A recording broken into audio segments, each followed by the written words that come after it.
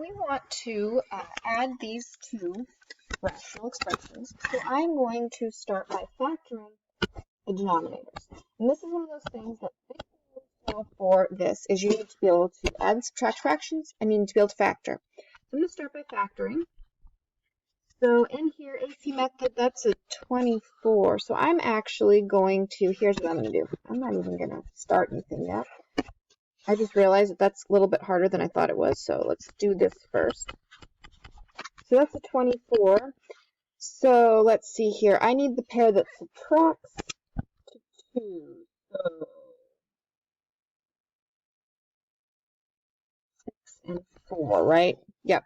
So 3x squared minus 6x plus 4x, because this gives me then a negative 2x minus 8. So then I'm going to factor by grouping. 3x, x minus 2, take a 4 out, x minus 2. Oh, good, they match. So 3x plus 4, x minus 2. Okay, now I have to do the second one. So I have 3x squared plus x minus 4. So that's a 12. 4 and 3 are going to subtract to give me 1. So 3x squared plus 4x minus 3x minus 4.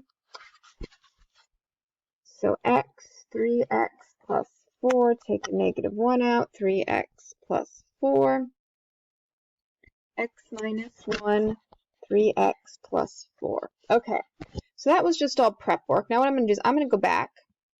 Actually, what I'm going to do, make my life easier. We'll hope. I'm going to copy this. I'm going to come down here. Oh, no, that's not going to work. Okay, well, never mind. Okay. So let's see here. I have a 9x plus 2, right? This is where I should have written them down. And then I have 3x plus 4, x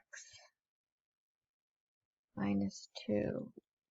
And then plus, okay, 7. This, at least I can see it right above me. 3x plus 4, x minus 1. Badly written, but okay.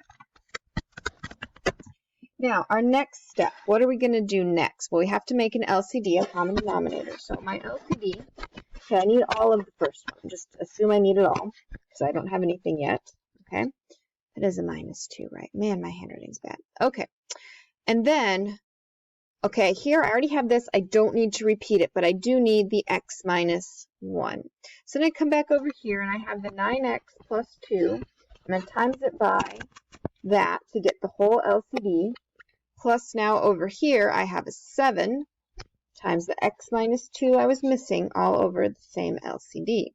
So now what I really have, because now that these match, I can just add them. So I'm going to FOIL this out. 9x squared plus 2x minus 9x minus 2 plus. Now I'm going to tell you why I did this here in a minute.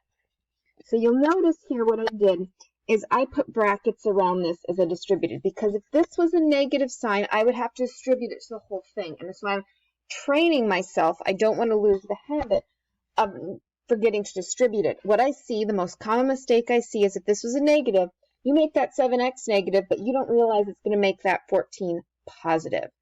So really important here, these are actually crucial because this sign applies the entire term down here. And so it's important that whatever's there fully distributes. So just something to really watch. Now I'm just going to add like term.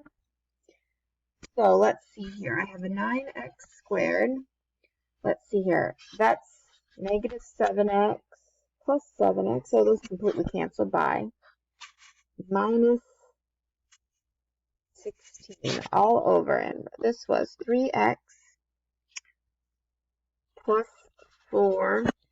X minus 2, x minus 1, right? They were minuses. I'm just double checking my signs. Yep. Okay.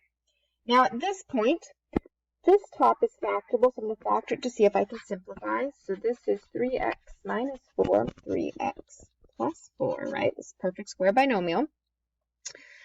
All over this, 3x plus 4, x minus minus 2, x minus 1. So then those cancel. And my final answer is 3x minus 4 over x minus 2, x minus 1.